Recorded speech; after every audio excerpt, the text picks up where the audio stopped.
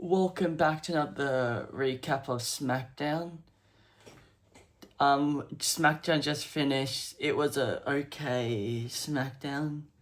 It started off with a bang and then just slowly just declined. First, it was the promo between Nick Aldis and Gunther contract signing. General Manager Raw, Adam Pearce hosted the contract between Gunther and Nick Aldis.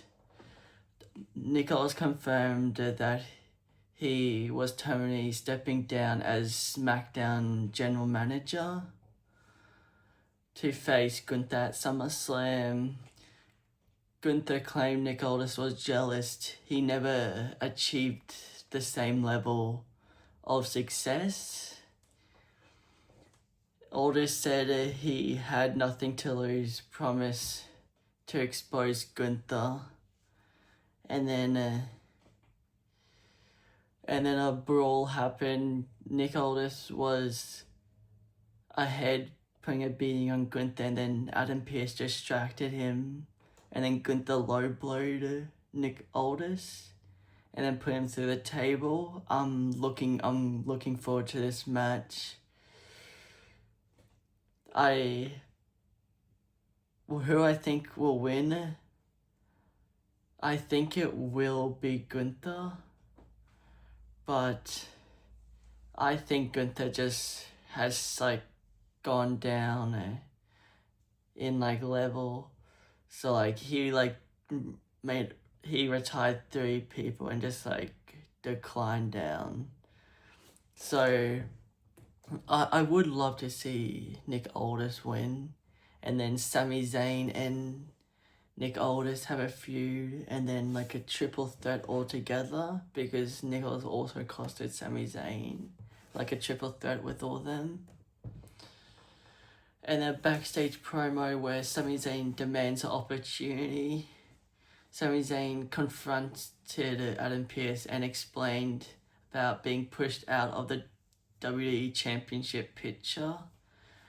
Sami Zayn demanded to be added to the Cody Rhodes and CM Punk championship match, but Pearce rejected, but gave Sami another opportunity where he has to earn his way back in a contendership match at SummerSlam. And there was a fatal 4-way tonight to pick who his challenger will be.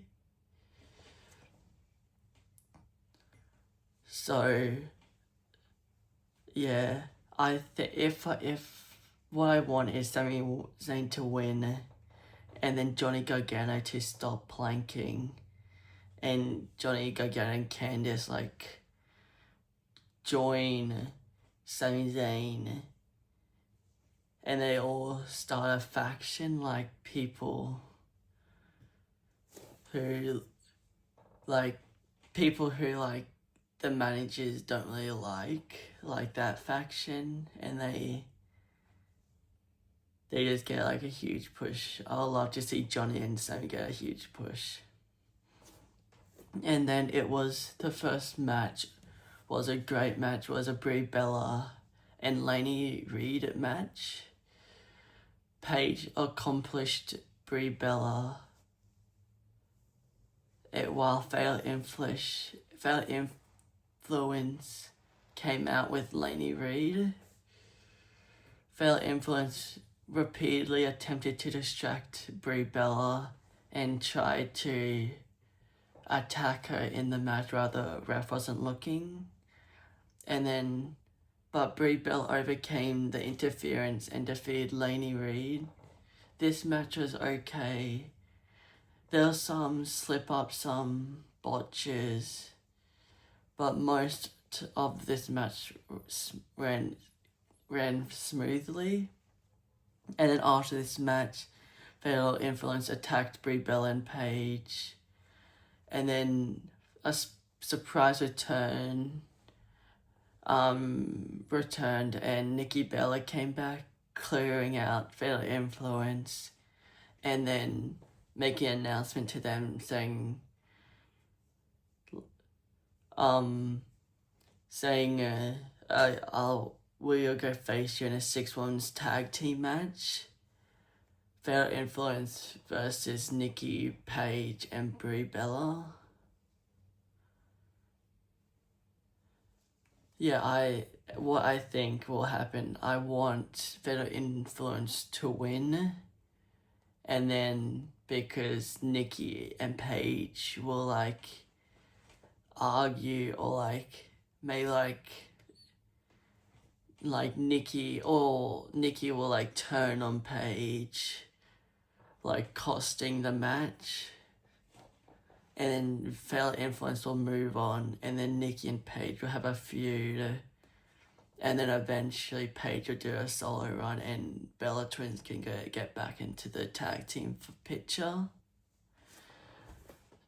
Yeah, so not really that excited. Nikki Bella's back. And then a backstage promo, Finn Balor and Gunther. Finn Balor spoke about earning another opportunity at a WWE Championship. Gunther interrupted and told Finn that nobody would receive a championship before him.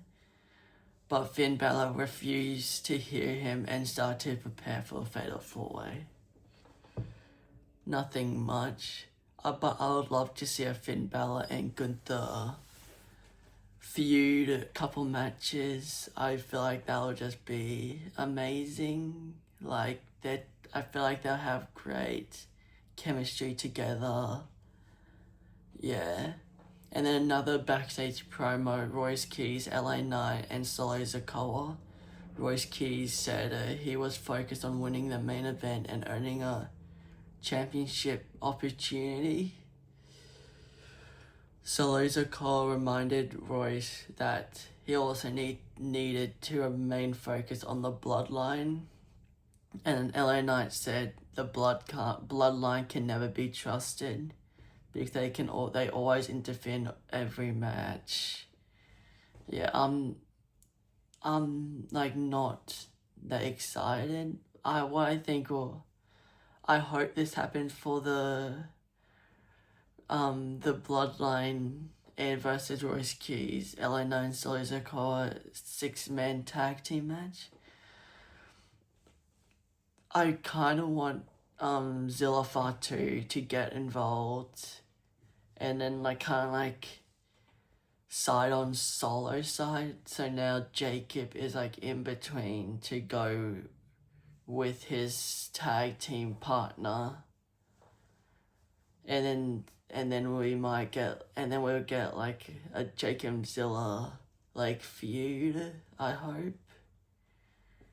Eventually ending in like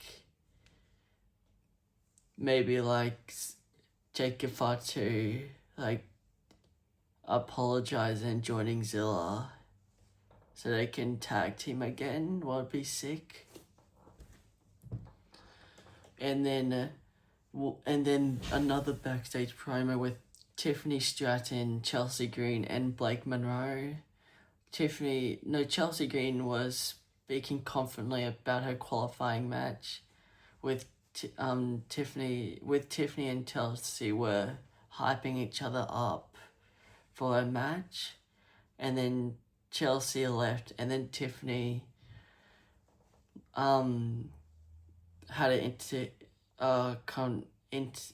had a conversation with Blake Monroe, and Blake just said, "I'm eyeing your United States Championship." I really think Tiffany and Blake would be a great feud. I feel like they will have chemistry because their like finishes and signatures are kind of like, I could see a way how like they could like kind of like reverse it into like a sick way to do their finisher. Yeah, and then the second match was the Chelsea Green and Kiana James interim WWE Championship ladder match. Kiana James controlled parts of the match with her strength and aggression. Chelsea Green survived Kiana James' offense and found a way to steal the victory from her. Chelsea Green secured her place in the ladder match. I think this is a great choice. I hope because Chelsea and Tiffany, so I feel like I hope Chelsea can win. Yeah, I actually thought Kiana James was going to get distracted by Julia, and then they'll go have a feud, but I think that feud's over now. And then, a backstage promo between Damian Priest, R-Truth, and Cody Rhodes. Damian Priest spoke to R-Truth before Cody Rhodes interrupted them. I just love the interaction between Damian and R-Truth. Damian's very, like, serious, like, kind of like the Undertaker, and R-Truth is very, like, funny, like, thinks Damian Priest is crazy. He's kind of like the John Cena. A bit is kind of like Undertaker and John Cena, but Damian Priest and R-Truth. And then Cody Rhodes interrupted them. Priest said he was tired of seeing the same wrestlers presented as the faces of Smackdown. What I agree with him. I think SmackDown Raw should take something from NXT is to take more risks. So like just like give like every PLE so I could give someone like a new person just a chance. If they do well, they can hold it for longer. But Priest promised to take down whoever leaves SmackDown as WWE Championship. And then what I really did not like was the Punk and Cody Rhodes face-off promo. I not that interested in this. There's no story. There's just, oh, I actually hit you. Oh no, I actually hit you. It feels like a kindergarten, like, friendship saying, you're not my friend. No, I'm your friend. No, I'm your friend. Just a kindergarten, like, problem. Cody invited CM Punk to the ring. The tension immediately increased when Cody accidentally dropped the mic out of Punk's hand. And then Cody explained that Punk's famous 2011 promo when he said cross-leg and dropped the pipe bomb inspired him to leave WWE and prove himself elsewhere. Cody said he had become the wrestler everyone else wanted to be. He admitted that he did not like Punk and needed to defeat him at SummerSlam. I think I kind of want CM Punk to win because Cody's always been the champ, and then if CM Punk, then we can hopefully have new faces like Finn Balor. I'll love to because this will be the second time facing Finn Balor. And then Punk promised he would never stab Cody in the back. He would always stab him directly in the front. And then Punk also said he would also break Cody's heart at SummerSlam. Hopefully that means a CM Punk heel turn. What I'll be loving if CM Punk heel turn. I would more prefer Cody Rhodes, but I don't think they're ever going to do that in a long time. Okay, the third match was Charlotte Flair and Nia Jax Women's Interim Ladder Match qualifier. Charlotte Flair attempted to use her speed and technical ability against Nia Jax. Nia Jax dominated sections of the match with her power. And then Jade Cargill arrived along B-Fab and Michin ringside. Jade and beef at Meech and tried to attack Charlotte Flair. And then Charlotte Flair fought them off. And then Jade and her group attacked Charlotte Flair, forcing the ref to call for disqualification. The second time happened for Nia Jax. Nia Jax was furious, ripped off the table. I hope this leads to like kind of like a heel turn, or like something like a heel turn with Nia. Or like at SummerSlam she runs out and like destroys Charlotte Flair and Jade. That'd be a great thing. But I don't really care about the Charlotte Flair. Charlotte Flair doesn't have that good of a rhythm. She's very slow, sloppy. I don't really like her. Now, backstage promo with Trick. Trick promised to win the main event and move closer to the WWE Championship. CM Punk confronted Trick and reminded him that becoming a champion was much harder than simply talking about it. And Solo and MFTs also delivered a message ahead with SummerSlam, with Haku appearing ringside alongside the group.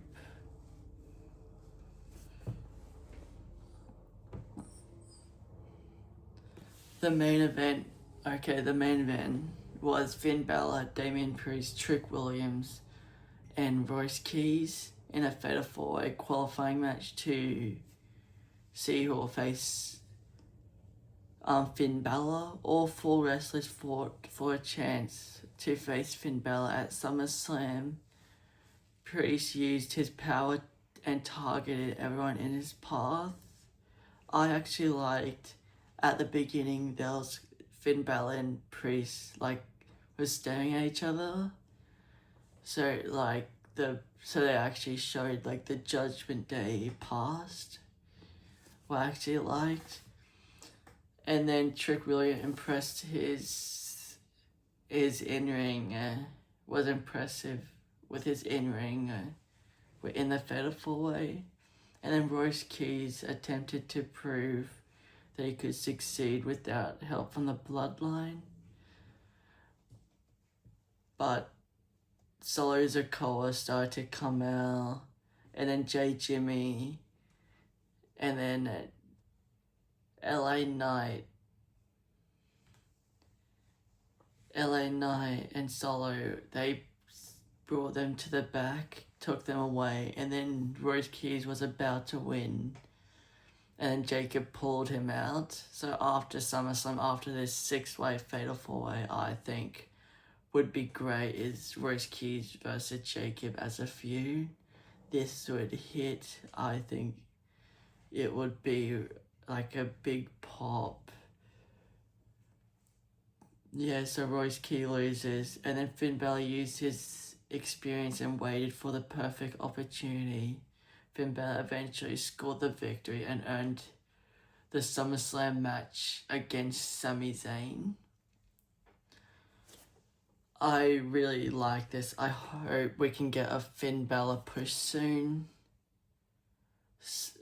And my final thoughts of Smackdown was focused heavily on building towards SummerSlam.